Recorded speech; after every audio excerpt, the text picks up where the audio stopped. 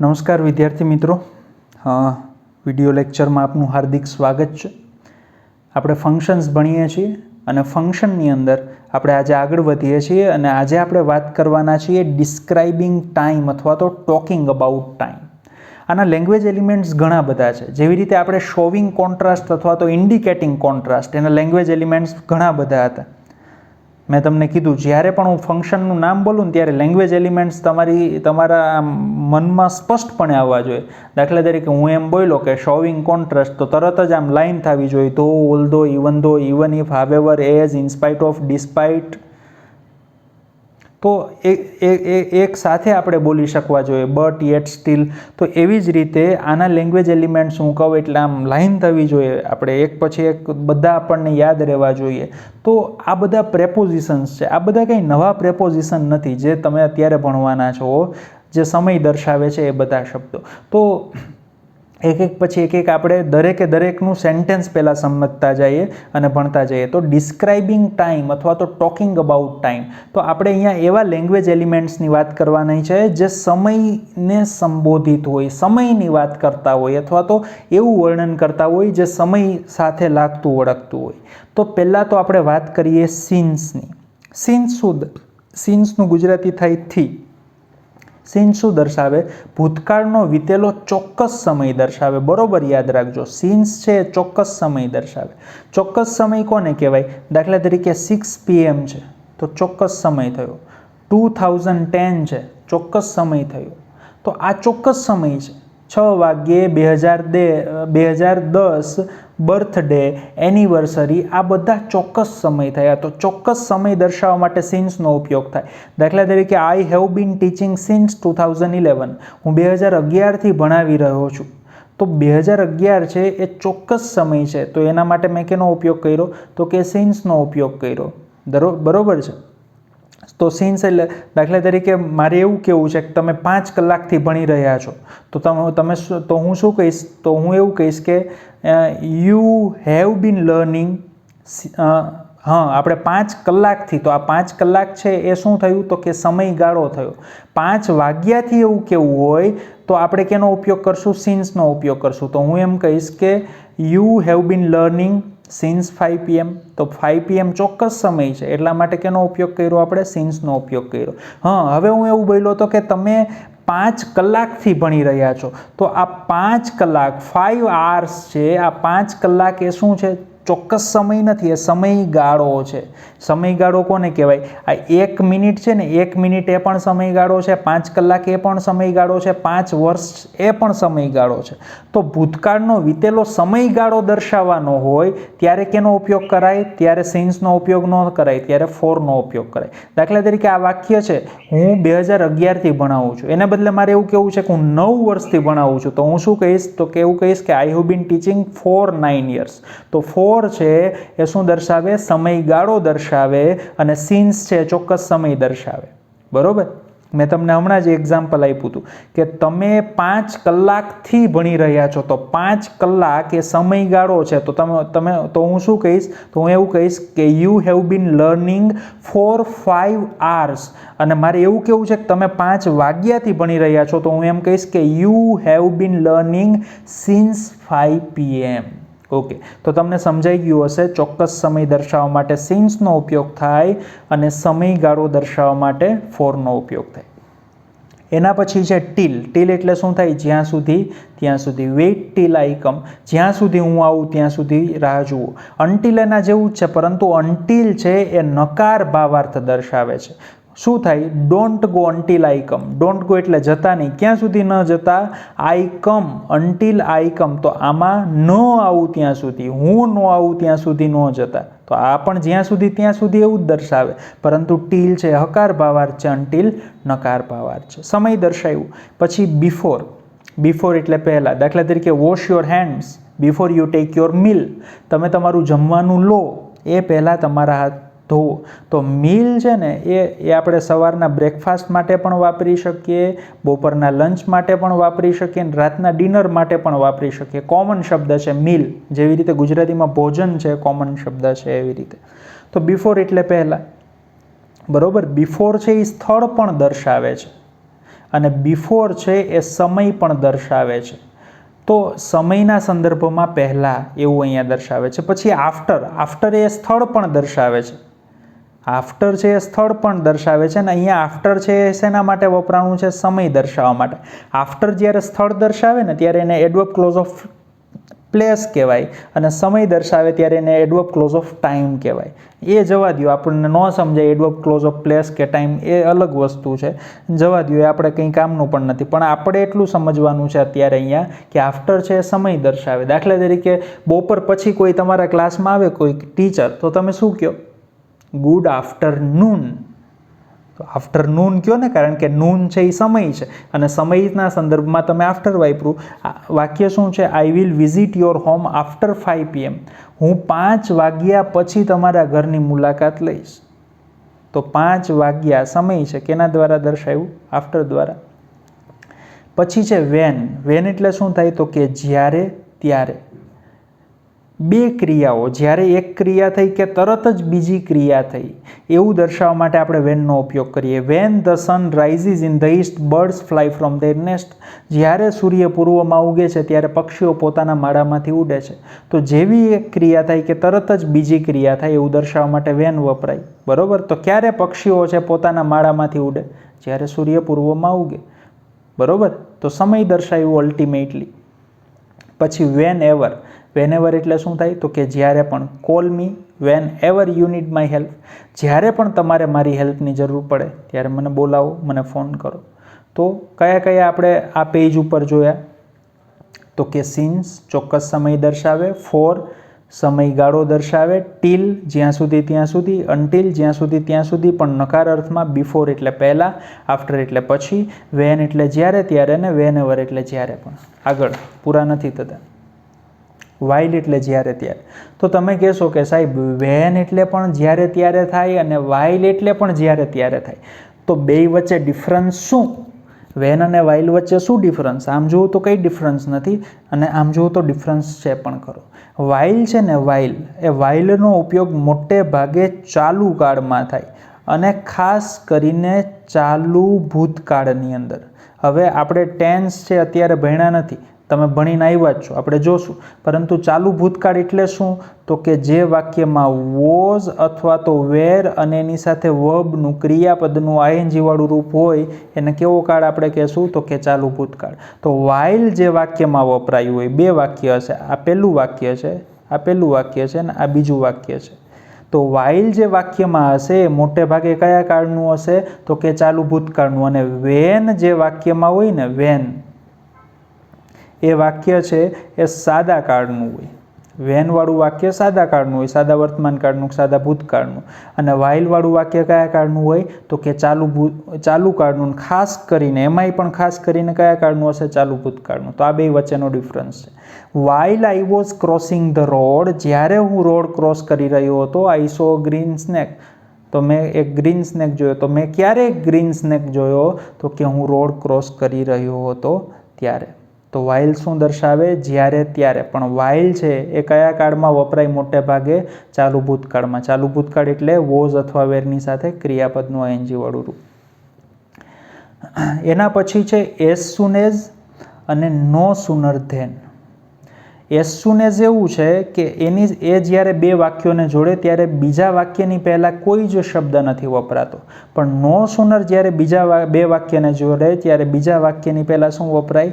Than. બેયનું Gujarati સરખું જ થાય. શું થાય? જેવું કે તરત જ. જેવી એક ક્રિયા થઈ કે તરત જ બીજી ક્રિયા થઈ, એવું દર્શાવવા માટે કેનો ઉપયોગ થાય? તો કે એઝ સૂન એઝ અને નો સુનર ધેનનો ઉપયોગ થાય. બેયનું ગુજરાતી સરખું, બેયનો અર્થ સરખો, પરંતુ બેયની વાપરવાની પદ્ધતિ અલગ અલગ છે. જોઈએ વાક્ય. As soon as teacher entered the class, student stood up.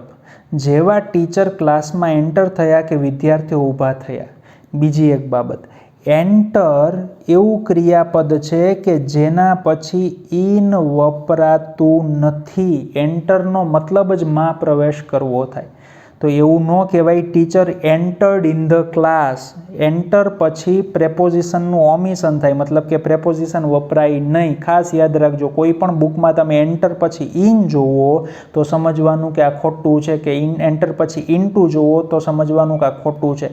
Enter પછી કોઈ પ્રેપોઝિશન આવે નહીં. ઘણા બધા લોકોને આ વાતની ખબર જ નથી હોતી, તો ખાસ યાદ રાખવાનું છે. એન્ટર કે પછી ઇનટુ વપરાતું નથી.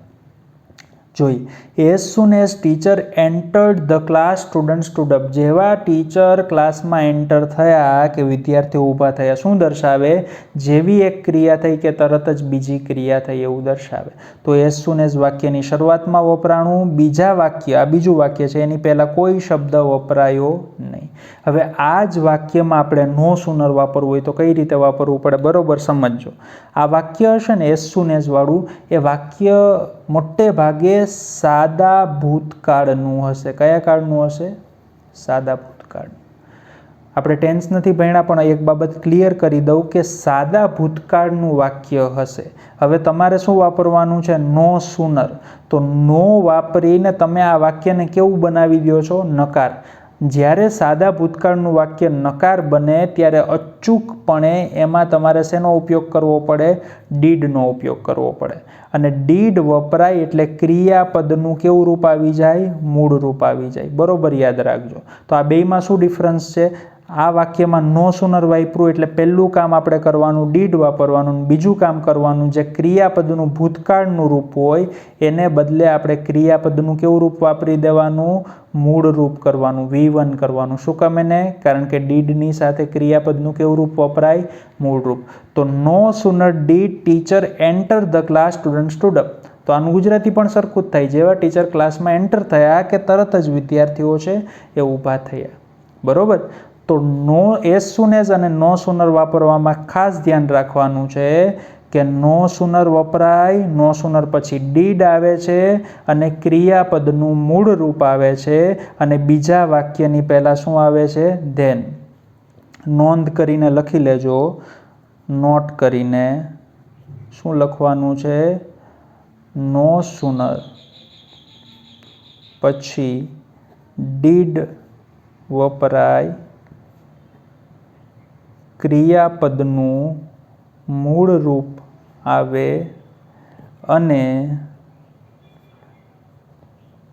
બીજા વાક્યની પહેલાં ધેન THAN વપરાય. આ બાબત યાદ રાખવાની છે. ઓકે, એક વાક્ય આપ્યું છે મેં તમને. શું આપ્યું છે? As soon as police arrived the thief escaped. Escaped એટલે ભાગી જવું. જેવી પોલીસ આવી પહોંચી કે ચોર ભાગી ગયો. 1 મિનિટનો પોઝ લ્યો, 1 મિનિટનો પોઝ લ્યો વિડીયો જોવામાં અને આ વાક્ય બનાવી નાખો તમારી રફબુકમાં. શું કરવાનું છે? બનાવી નાખો, મતલબ કે આમાં નો સુનર વાપરીને બતાવો. ઓકે, હવે બની ગયું હશે કારણ કે મેં પોઝ લેવાનું કીધું હતું. હવે શું કરશું? હવે ચેક કરો જો એ સાચું છે કે નહીં. શું કરવાનું છે? નો સુનર વાપરવાનું છે. નો સુનર પછી શું આવે? ડીડ. એઝ સુન એઝ કાઢી નાખ્યું તમે વાક્યમાંથી, એઝ સુન એઝ કાઢી નાખ્યું. નો સુનર વાપર્યું, ડીડ વાપર્યું. પોલીસનું પોલીસ. પછી શું કરશું? અરાઇવ્ડ. આ ક્રિયાપદનું ભૂતકાળનું રૂપ છે V2 અને ક્રિયાપદનું મૂળ રૂપ કરશું. શું કામ? એને ડીડ વપરાયું એટલે અરાઇવ્ડનું શું કરશું? અરાઇવ. પછી બીજા વાક્યની પહેલાં શું વાપરવાનું છે? Then the thief escaped. Okay, તો સમજાઈ ગયું હશે. એના પછી છે હાર્ડલી અથવા તો સ્કેર્સલી. આ સ્કેર્સલી છે, કાચલી નથી. હાર્ડલી વેન અને સ્કેર્સલી વેન આ બંને સરખી રીતે વપરાય. હાર્ડલી વાપરો, સ્કેર્સલી વાપરો, કંઈ ફેર ન પડે. બે એક જ વસ્તુ છે. આના જેવું નથી. એઝ સુન એઝ અને નો સુનરની વાપરવાની રીત અલગ અલગ હતી, પરંતુ હાર્ડલી કે સ્કેર્સલી બંને સમાનાર્થી છે. અહીંયા હાર્ડલી વાપરું કે હું અહીંયા સ્કેર્સલી વાપરું કંઈ ફેર પડતો નથી. શું યાદ રાખવાનું છે? આમાં પણ હાર્ડલી કે સ્કેર્સલી પણ શું દર્શાવે? કે જેવી એક ક્રિયા થઈ કે તરત જ બીજી ક્રિયા થઈ એવું દર્શાવે. જેવી રીતે નો સુનર પછી અચૂકપણે ડીડ વપરાતું, એવી રીતે હાર્ડલી અથવા તો સ્કેર્સલી એના પછી અચૂકપણે તરત જ શું વપરાય છે? તો કે હેડ વપરાય છે. બરોબર, હેડ વપરાયું એટલે એની સાથે ક્રિયાપદનું કેવું રૂપ આવે તો કે ભૂતકૃદંત V3 આવે. અને બીજા વાક્યની પહેલાં શું આપણે વાપરવાનું થાય તો કે વેન. જ્યારે હાર્ડલી અથવા સ્કેર્સલી વાળી વાક્ય રચના હોય, ખાસ યાદ રાખજો, હાર્ડલી અથવા સ્કેર્સલી પછી અચૂકપણે હેડ આવે અને હેડ છે એટલે ક્રિયાપદનું ભૂતકૃદંત આવે અને બીજા વાક્યની પહેલાં શું આવે વેન. આ પણ શું દર્શાવે તો કે જેવી એક ક્રિયા પૂરી થઈ કે તરત જ બીજી ક્રિયા થઈ એવું દર્શાવે. વાક્ય વાંચો. Hardly had the train left the station when we arrived. તો શું દર્શાવવા આવ્યું છે કે જેવી ટ્રેન છે એ સ્ટેશનેથી છૂટી કે ત્યારે જ અમે આવ્યા. તો જે હેડવાળું વાક્ય છે ને, હેડવાળું વાક્ય આ ક્રિયા પહેલાં થઈ અને આ ક્રિયા પછી થઈ એવું દર્શાવે. પહેલી કઈ ક્રિયા થઈ તો કે ટ્રેન સ્ટેશનેથી પહોંચી અને જેવી ટ્રેન સ્ટેશનેથી પહોંચી નહીં સોરી લેફ્ટ નીકળી ગઈ અને બીજી તરત જ ક્રિયા થઈ. કઈ બીજી ક્રિયા થઈ તો કે અમે આવ્યા. આપણે શું યાદ રાખવાનું છે કે હાર્ડલી કે સ્કેર્સલી પછી તરત જ હેડ આવે અને બીજા વાક્યની પહેલાં શું આવે તો કે વેન આવે. ઓકે, હા, આવીએ કમ્પ્લીટ ધ સેન્ટેન્સની અંદર. ઓકે, તો કેટલા લેંગ્વેજ ફંક્શન્સ ભણ્યા મિત્રો આપણે જોઈએ. કેટલા લેંગ્વેજ ફંક્શન્સ ભણ્યા પહેલેથી યાદ કરો જોઈએ. આ બધામાંથી ગમે એનો ઉપયોગ કરી શકો. સિન્સ શું દર્શાવે? ચોક્કસ સમય દર્શાવે. ફોર શું દર્શાવે? સમયગાળો દર્શાવે. ટીલ જ્યાં સુધી ત્યાં સુધી. અનટીલ જ્યાં સુધી ત્યાં સુધી પણ નકાર. બિફોર પહેલાં. After, when, whenever, while, પછી as soon as, no sooner, than, hardly when અને સ્કેર્સલી વેન. આ બધાનો ઉપયોગ કરવાનો છે. પાછા હું યાદ અપાવું, લેંગ્વેજ એલિમેન્ટ્સ એટલે કયા કયા પટ દઈને આપણને યાદ આવવું જોઈએ કે since, for, when, while, till, until, before, after, as soon as, no sooner, than, hardly when અને સ્કેર્સલી વેન. આ બધા શું છે તો કે લેંગ્વેજ એલિમેન્ટ્સ છે. આમાંથી ગમે તેનો ઉપયોગ તમે કરી શકો.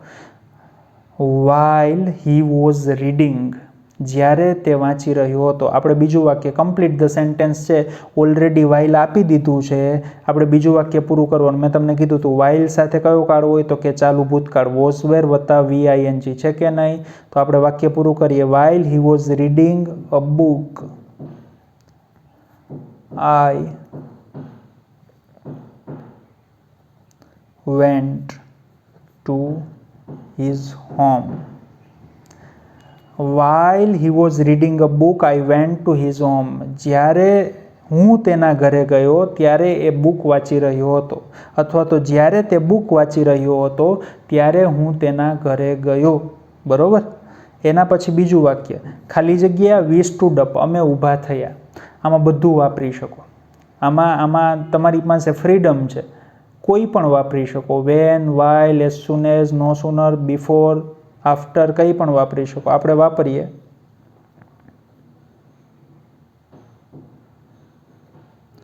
As soon as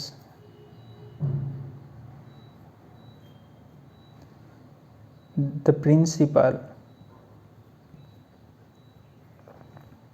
arrived.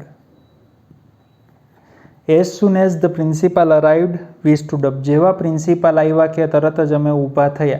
હવે આ જ વાક્યમાં નો સુનર વાપરવું હોય તો કઈ રીતે વપરાય કયો જોઈએ? નો sooner did the principal arrived નું શું કરશું? arrived. પછી શું વાપરશું? then we stood up. એના પછીનું વાક્ય જુઓ. વી લેફ્ટ હોમ, પૂર્ણ વિરામ. પહેલું વાક્ય આપણે પૂરું કરવાનું છે. વી લેફ્ટ હોમ, અમે ઘર છોડ્યું. બરોબર. શું વાપરશું આમાં? એઝ સુન એઝ વાપરી લીધું, નો સુનર વાપરી લીધું, વાઇલ વાપરી લીધું, વેન એની જેમ જ વપરાય છે. કંઈક નવું વાપરીએ. શું વાપરશું? બિફોર વાપરીએ.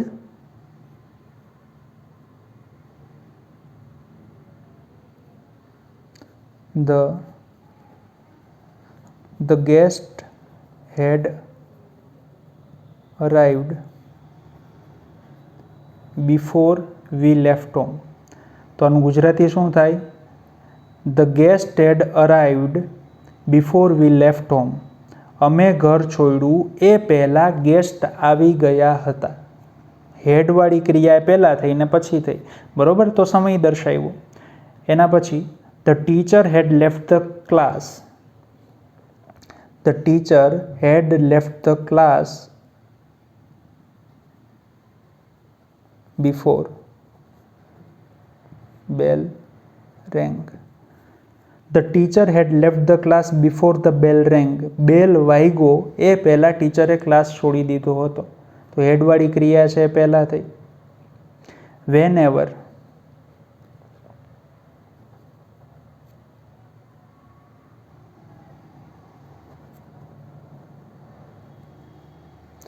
Van ever you need help just call me. જ્યારે તમને મદદની જરૂર હોય ત્યારે મને કોલ કરો. તો વેન એવર એટલે જ્યારે પણ. ઓકે, તો આ કમ્પ્લીટ ધ સેન્ટેન્સ થયા. વાત કરીએ રિસ્પોન્ડ ટુ ધ સેન્ટેન્સની. ટીચર પૂછે છે કે why do we celebrate 15th August. આપણે 15મી ઓગસ્ટની ઉજવણી શા માટે કરીએ છીએ? તો સ્ટુડન્ટ કહે છે બીકોઝ. બીકોઝ છે ભાઈ, બીકોઝ એ કારણ દર્શાવે. આપણે કારણ દર્શાવવાનું ફંક્શન આવે છે, હજી આપણે ભણ્યા નથી તો એ આવશે નહીં. because August is my favorite month. August 15 is the day when we got our freedom. 15મી ઓગસ્ટ એ દિવસ છે જ્યારે આપણને આઝાદી મળી. તો વેન છે તો આપણને ખબર પડવી જોઈએ કે વેન શું દર્શાવે? સમય દર્શાવે. ડ્યુ ટુ એટલે ને લીધે અથવા ને કારણે. કારણ દર્શાવે, ન ચાલે. નન ઓફ ધીસ છે નહીં, આપણી પાસે જવાબ ઓલરેડી છે. કયો ઓપ્શન આવે? ઓપ્શન બી છે જવાબ છે, કારણ કે એની અંદર વેન આપ્યું છે. તો આજે જે ફંક્શન ભણ્યા મિત્રો એ શું દર્શાવે? તો કે સમય દર્શાવે. સમય દર્શાવવા માટે આપણે કેનો ઉપયોગ કરીએ છીએ? યાદ કરવો જોઈએ. Since, for, till, until, before, after, when, whenever, while, as soon as, no sooner than, hardly when અને સ્કેર્સલી વેન. ઓકે, તો તમને જરૂર લાગે તો ફરીથી આ જે ફંક્શન છે એનું રિવાઇઝ કરજો. બહુ ઇમ્પોર્ટન્ટ છે. થોડાક લેંગ્વેજ એલિમેન્ટ્સ વધારે છે અને બિલકુલ સહેલા છે. ઓકે, આવતા વિડીયો લેક્ચરમાં ફરી મળીએ છીએ. Thank you.